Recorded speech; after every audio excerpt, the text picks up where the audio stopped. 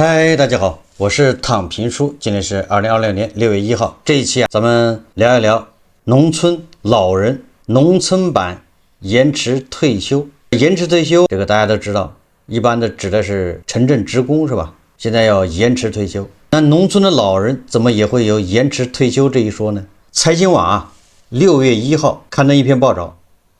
標題叫透視農村版延遲退休，面臨收入股息陷阱，老人如何自拔？作者叫周信達。文章說，70歲成為農村老人收入的分水嶺，晚年期間仍過度依賴勞動掙錢，養老金未充分發揮應承擔的托底保障責任。財新網說，農民的勞作一生沒有盡頭，這句帶有文學性的表達已成為中國農村 1.4 億老年人的真實寫照。相較於城鎮老人，農村老人並沒有明確的退休時間。繼續勞動的原因很簡單，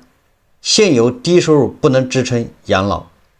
月收入不足1000塊錢的人口，全國大概有 2.6 億人左右，其中 90% 左右都是在農村，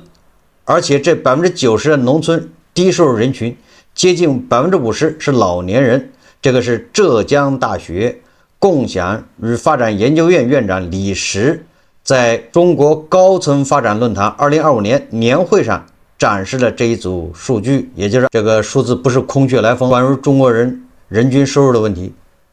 有很多數字是吧？我們也聽過很多。我記得以前是中國有1半人口是吧？月收入不足1000塊，現在 2.6 億，不管怎麼說，反正都是很多啊。2.6億人月收入不足1000塊。中國社會科學院農村發展研究所中國農村經濟編輯部副主任胡一，周鴻祎的祎胡一，基於中國鄉村振興綜合調查2020年的數據，將收入劃分為4類，分別是經營性淨收入、農業經營和非農業經營、工資性收入、本地或外地打工、財產淨收入就是土地流轉、資產收益分紅等，轉移淨收入就是社保、政府農業補貼子女等私人淨轉移支付，就是孩子給老人的錢。他分析發現，在養老收入不能維持基本生活的情況下，農村老年人不得不繼續參加勞動。總收入中依然有接近 70% 是通過勞動獲得。財產淨收入和轉移淨收入在一定程度上支撐了老年人，就是農村老年人基本生活開銷，但他們仍需從事一定的勞動來補充收入。值得注意的是，絕對收入水平並非制約農村老年人養老水平的主要原因。2019年，中國農村居民的年人均收入為21993元，而以家庭人口年齡都在60歲以上的純老年人樣本為例，農村老年人人均總收入僅比前者低 7.5%， 達到每年20345元。但上述收入來源結構使得農村老年人養老狀態並不像收入水平展示的那樣樂觀，所以這些數字也就是參考一下，大家不能當真。如果說2個60歲以上的農民在家只能是務農的話，2個農民60歲以上的在家務農，那很難賺到說1年2萬塊錢，那簡直是異想天開。總體來看，無論是社會養老、家庭養老還是儲蓄養老，還不足以給農村老年人提供相對體面生活，老年人不得不繼續參加勞動，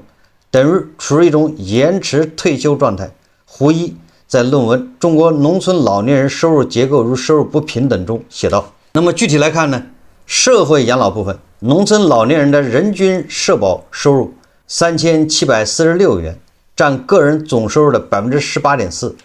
家庭養老部分說，老年人人均私人淨轉移支付為900元，佔比 4.4%。儲蓄養老部分，老年人人均財產淨收入842元，佔比 4.1%。三者累計只有5488元，遠低於國家統計局公布的2019年農村居民人均消費支出13328元。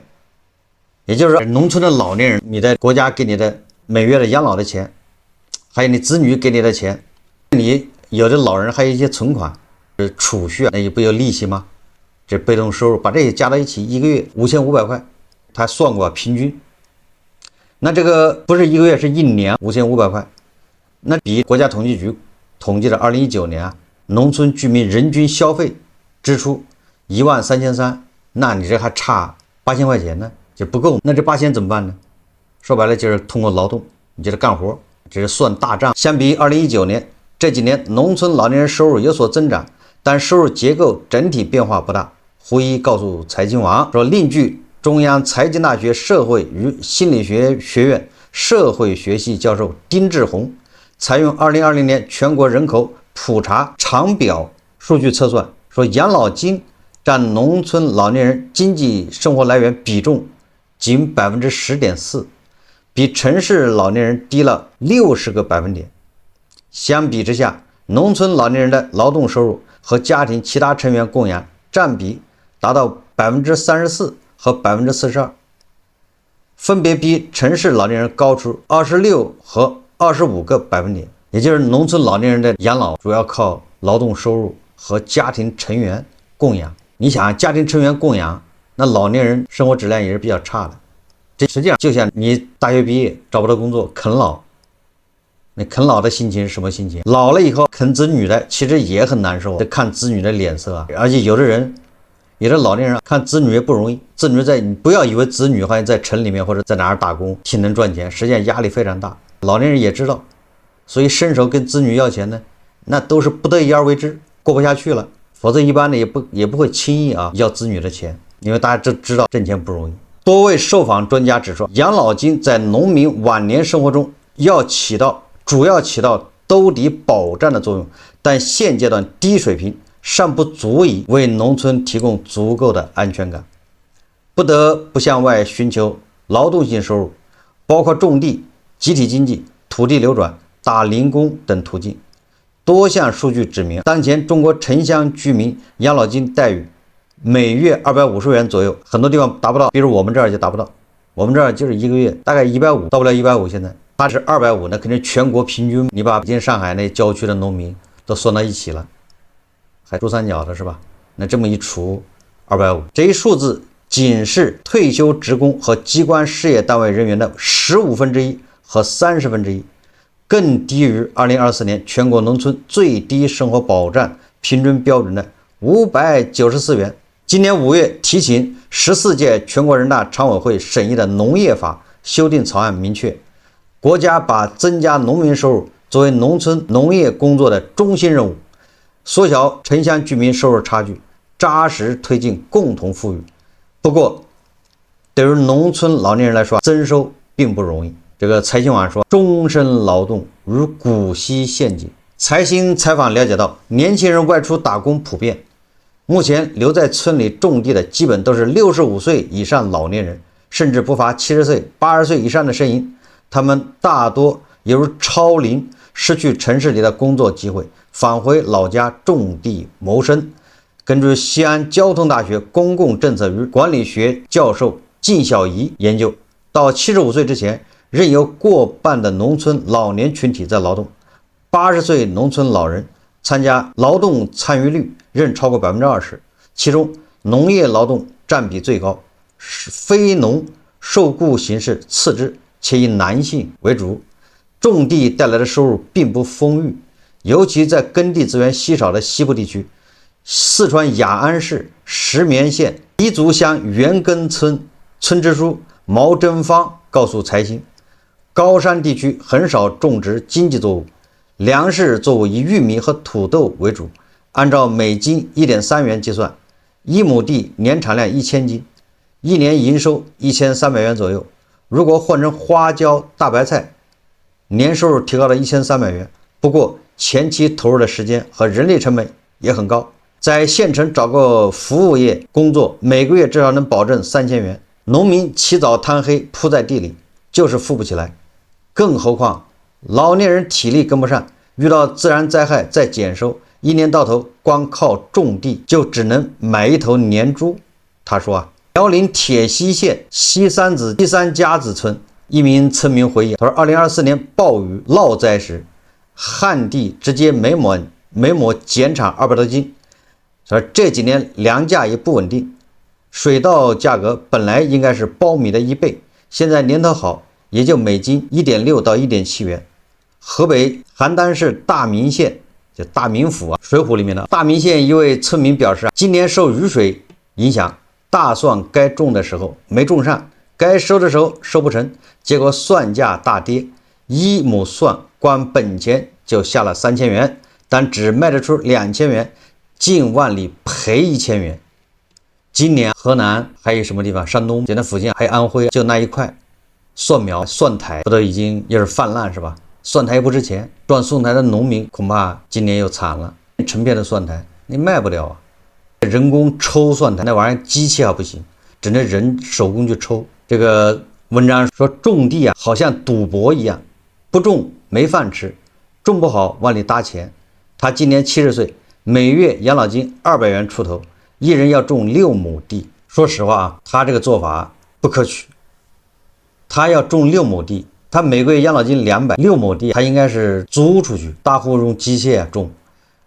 ，1畝地300塊一年，6畝地就是1800一年，再加上他每月養老金200，一年是2400，這1800加2400就是4200，只能這麼算。自己隨便打點零工，那麼哪怕是在這個縣城去撿塑料瓶子，都比種地強。我不知道大家能理解這事嗎？你就知道為什麼現在說沒有一隻塑料瓶、易拉罐能夠安全抵達這個叫什麼垃圾站，因為你在垃圾桶那兒就被人翻走了，甚至有的人在手上還沒喝完就有人盯着了。為啥？為什麼現在到處撿廢品的、撿瓶子的人越來越多？看這賬一算就明白了，你就是種6畝地，你可能今年不僅不賺錢還賠錢，那你還不如把這地你包給大戶種，一年1畝地，反正300塊。完了之後，你這剩下時間你就去縣城、去鎮上撿礦泉水瓶子、撿易拉罐，這是最差的了。或者沿街撿、路上撿，每天早上起來早一點去撿，鍛鍊身體，這都比種地強。如果你再稍微年輕一點，看着精神一點，熟人幫你介紹一下，去哪個廠當個保安，老頭是吧？那1個月還不得給你2000，這都比種地強得多啊。這文章說，許多農民留下1畝3分地，只為自給自足。中國農業大學人文與發展學院教授葉勁忠提醒，農業收入在農民總收入中佔比不算高，但是變成了家庭消費的一部分，減少了這方面的支出。而當農民步入70歲以上高齡，勞動能力退化，造成整體收入驟然下降。據胡一測算，60到64歲、65到69歲、70到74歲、75歲以上農村老年人人均年收入分別為24017元、20830元、17150元、14421元。這胡一分析，他說70歲前後是農村老年人收入和生活狀態的分界線。70歲前普遍能依靠勞動維持收入，70歲後則因身體狀況不同，收入差距變大。他將這一現狀歸納為農村居民養老面臨的股息陷阱。在前述4個年齡分組中，70歲後的經營性淨收入佔比明顯下滑，從60到64歲、65到69歲的28.4%、29%下降到70到74歲、75歲以上的20.2%、21%，而社保收入佔比從14.4%、19%提升到24%到20%。這意味着股息陷阱的一個重要形成原因是70歲後勞動收入明顯減少，但養老金並未在70歲後有明顯上升，以彌補勞動收入的缺失。這個言外之意，應該農民的退休金既然那麼少，那你能不能隨着年齡的增長給他增加快一點，以彌補他因為勞動力的年齡大了，他幹活不行了，勞動收入下降，這顯然有必要，但是你就落實不了。給農民發錢，那他就缺錢，他沒錢，財政沒錢。就連現在公務員是吧，工資的拖欠，什麼清潔工工資發不了，農民你還想增加，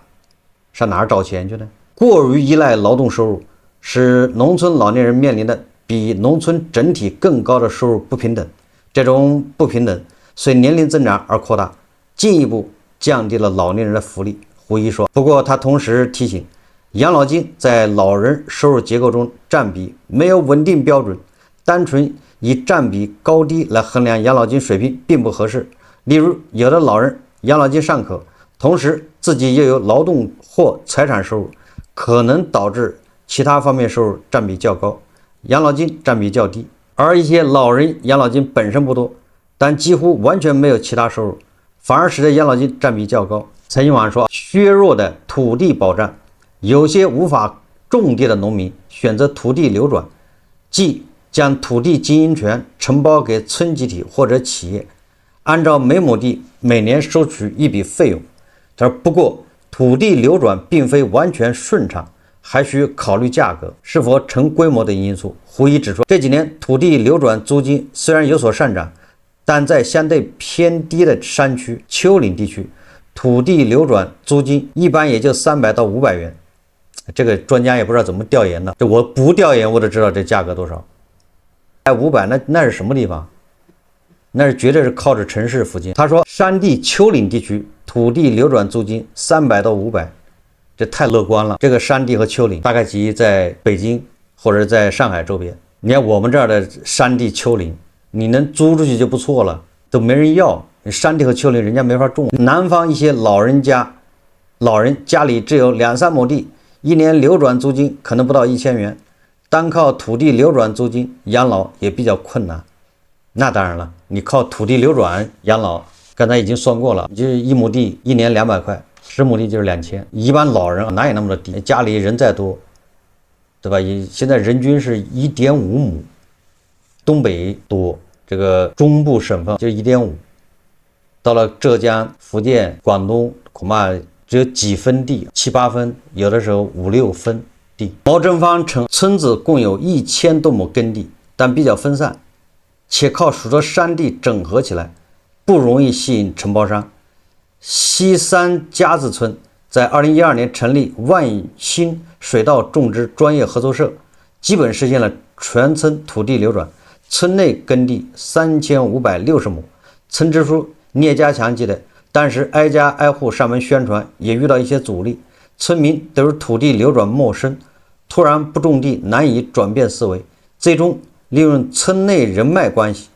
先給出高於當時市場價的流轉價格，得以順利完成。現在很多農民想通了，因為他種地他賠錢，你1畝地旱澇保收一年給你200、300，這是旱澇保收。你要自己種，你不僅这300你不一定能種得到，你还可能還賠錢。那很多農民覺得自己累一年還要賠錢，那我不如直接拿這300算了，這個賬很好算的。他拿着300之後，他就出去幹活，就找活幹，甚至有的給人家打零工，一天80塊錢，把他一個月打個10天零工，800塊到手了，比種地強多了。以越來越少的人種越來越多的地，是農業現代化發展的方向。中國農業風險管理協會研究會會長張宏宇在去年8月財新傳媒舉辦的中國養老產業論壇圓桌上呼籲，其實這不是要呼籲，現在你想想，現在人口斷崖式下跌，未來的趨勢農業就是機械化，這個是不以人的意志為轉移。未來你想種地你也種不了，你種地你幹啥？賠錢。所以最後地就是大戶種，或者是什麼組織集約化，因為人越來越少，待在農村的人也少。等到這一批這個7老80的人都走了，也就是70後，你說誰還會回農村去種地？但是這個種地指的是以經濟作為，種那個種要賺錢的。像胡一進老師那種種地，那是叫陶冶情操，是吧？那採菊東籬下，悠然見南山。人家把種地種點蔬菜，為了拍照，為了做自媒體，為了顯得自己的田園風光，那他已經不是為賺錢種地，那是為愛好種地，為他的理想種地，這不一樣，是吧？農民是種地，種的黃瓜是要賣的，他不能自己吃，要賣錢。胡一进老師種的黄瓜是送人的，对不對？未來那隨着經濟發展，那大家不可能去種地，農民他也不種地，而且農民這個身份慢慢的就模糊了。張宏宇舉例說，蘇州虎丘區土地承包經營權有償退出試點，允許退地農戶按規定享受城鎮居民基本養老保障，由區級財政先行支付，退地後按照誰用地誰負擔的原則，由區相關部門統一進行資金結算，形成了比較成熟的土地有償退出農戶社會保障政策。我覺得這個倒是比較靠譜的。農民你把地不種了，你把地就讓出去，那你就按城鎮戶口來保障，給你城鎮戶口應有的待遇，養老金、退休金。那為啥何樂而不為？農村集體經濟成為維持生計的另一渠道，包括銷售農產品物資、出租集體資產、村辦集體企業、商業經營、股權投資等。毛真芳介紹，平時村民以合作經濟聯合社的名義購買車票，租賃給縣城的幫扶單位。另外還有一個集體魚塘，目前集體經濟賬上積累幾十萬元，但距離實現分紅可能還需要3到5年時間。胡一發現，過去許多村集體經濟發展水平較低，而根據中国鄉村振興綜合調查2024年数據，2023年集體经济年收入50萬以上的村子明顯增多，比重達到33%，但大部分村莊沒有給村民分紅。隨着集體經濟蛋糕逐漸做大，下一步關鍵是將分紅應用到農民養老保障上。共同富裕是我們的目標，但還沒有找到特別好的路徑來真正縮小差距。毛真芳坦言，目前村子正在大力发展旅遊業，開辦民宿，賣土特產，但同質化高，變現困難，思考怎麼才能留住回頭客。這些嘗試實際上沒有必要，這些搞法無非就是肥了那幾個村支書。這我是實話實說，在現在的這種制度下，你任何這種嘗試，說白了就是肥了那幾個人，就像那個泰山實驗的是吧？國家不准他挖，但是人家村裡面照樣挖，借着修河道的名義，挖完之後卖了錢給誰？一不交給國家，二也不給村集體，就那麼幾個人分唄。有地方以集體經濟防腐養老，例如河南、甘肃、重慶等地，鼓勵集體經濟組織為成員提供養老保險繳費補助，金額從每人每年幾十到幾百元不等。甘肃隴西縣張家灣村將150畝土地交村集體托管，這種收益50%用於長者食堂、送餐、護理等養老支出。毛真芳提到，周圍有村子得益於水庫和金礦資源，每年從企業上收取上千元維護費用，利用集體經濟為65歲以上村民繳納社保，這也是個辦法。文章最後說養兒防老式微，在城鎮化進程加速和生活成本增加的背景下，中國傳統子女防老觀念發揮的力量也在式微。老家在四川農村的楊哥花費半年，終於說服了父親補繳養老保險，一次性補繳9萬。等今年6月父親滿60歲，每個月能拿到840元養老金。這個我在做節目說過，我去年就讓我家大哥補繳9萬。我在節目裡就說了对吧，養老保險是唯一還算得上，你不能叫人人平等，就你算是搭上这個便利。但是好多人反而不理解，他放棄。很多農民60後70年代的那個時候也沒有養老保險一說，出去打工賺到錢就花了是吧？家裡蓋房子，孩子上學，沒有養老保險一說，尤其是農民出去打工。但是現在再過幾年這些退休了，那怎麼辦？他按農民退休那就沒錢，一個月100多。這個時候各個地方不一樣，有的地方是可以補繳，一次性補繳，把你沒交的交上。那安徽正好有這個政策，我就建議補繳9萬，跟這個情況是一模一樣。補繳了9萬，退休的時候一個月好像將近800多900塊錢一個月。還有一個，他按年給你增長，那就跟胡一靜老師一樣，胡一靜老師佔3%，你也佔3%。他這不是農民養老保險了，他那算這個叫居民養老保險，它也會漲。這第一個。第二個，你交的錢就是你的，如果你提前嘎了，剩下的你沒發完的錢還得給你。你交了9萬，他每個月給你發800、900，如果發了一半，嘎了剩下沒發完的錢還是你的，就你交的錢是你的。如果說你這9萬都發完了，你還沒嘎，那後面每個月還要發，錢是一樣的，那個錢是由國家来給你發了。你活了100歲，國家就給你發到100歲。那你說這麼好的事你不參加，你不傻嗎？所以很多人對社保有偏見，認為社保就是個騙局。這沒辦法，這種騙局你不參加，那你就吃虧。農村一個60多歲的人，如果他沒有特別大的追求，那一個月給他發1000塊錢他就夠了，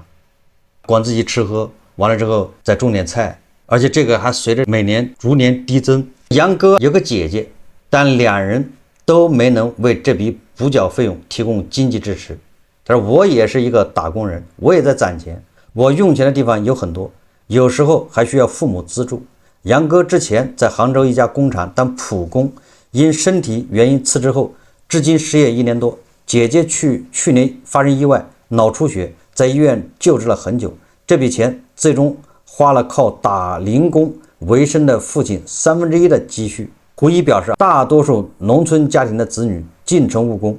身在外地難以提供照料，加之這些子女自己在城市扎根立足，還要照顧下一代子女，經濟壓力比較大，很難指望每個月再定期給農村老人匯款。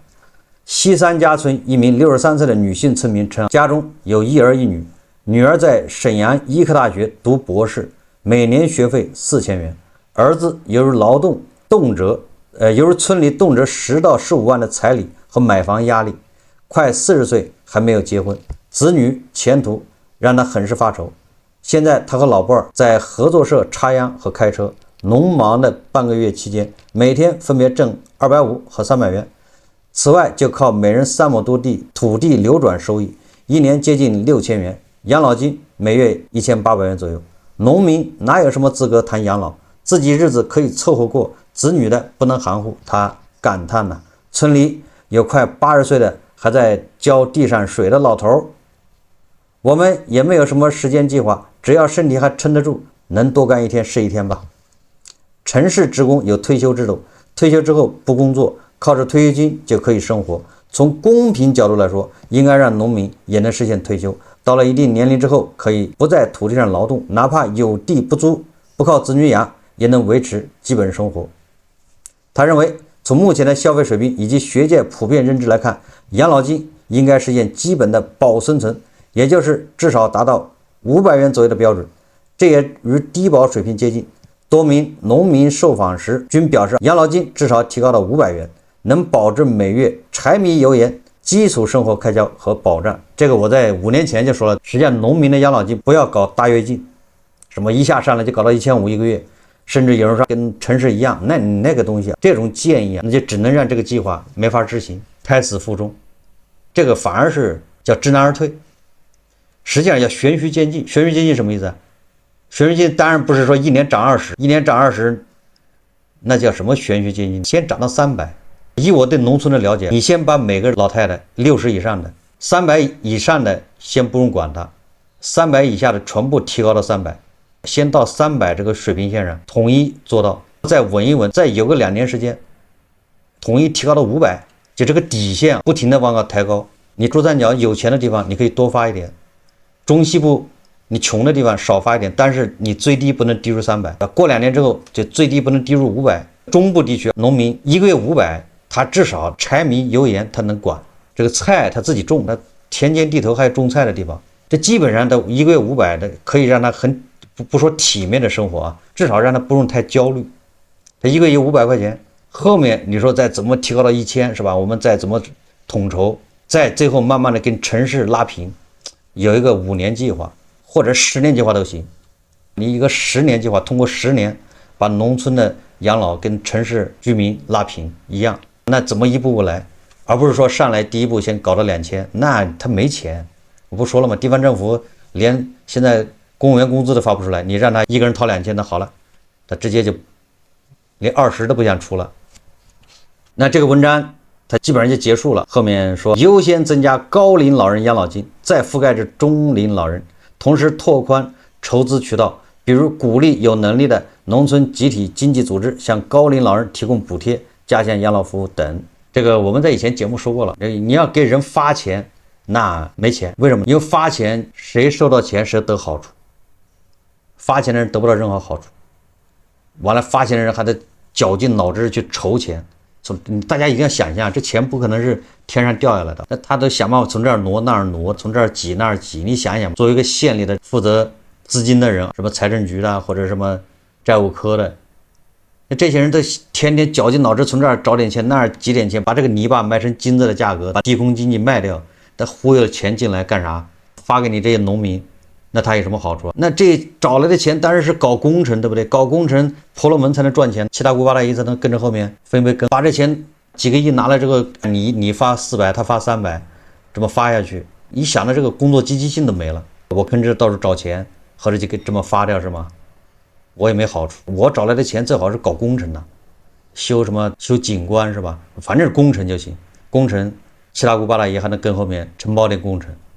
賺點錢。所以這個就是反人性的。所以說一說給農民增加發100塊錢一個月，馬上都哭窮沒錢。但是你說那個地方要搞個大工程，你這樣搞個10個億的工程，修一個水磁樓，那保證有錢，想辦法去借錢。為什麼呢？因為修樓能賺錢，所以這就是為什麼那麼多人大代表、什麼政協委员天天呼籲的，企業家一開會就呼籲給農民發500，每次呼籲完了就完了，大家都无动於衷。為什麼呢？這就是因為主義反人性的事情怎麼能做得下去呢？實際上我在想，現在國家要解決問題啊，其實也可以。你現在不是搞歸基這暴富的人多，那好，原來的你這個傳統產業我也算了，不薅你羊毛了，你本來活着不容易，你就自生自滅。我也不管你了，我就不從你那兒薅了。你從叫新貴身上歸基，不是培養了好多富人，人家在股市上一套幾個億出來了，你給這些人多收點稅，好比美國那富人稅一樣的，你給他們身上多收點，這個錢收來統籌一下，怎麼樣給農民先給80歲以上的發一點，這個有可能。但是還是我剛才說的，人家既然把錢收來了，你想到這麼白白發下去，心有不甘，自己還沒花着。但是我在想，這個農民的問題其實越往後，這個農民的問題越少。為什麼？這批60後、50後慢慢的就沒了，往後農村的本來人就越來越少。你現在看看農村，以前我們那個小村莊人最多的時候，就我們那個小村莊人最多的時候是110個人，一個很小的村莊，一個村民组。那現在反正你算常住人口大概就10幾個人，当然了，你要算戶口，那恐怕還有不少人在上面。但實際上他已經不在那生活了，他都在城裡面，有的在江蘇，有的在浙江，有的在上海，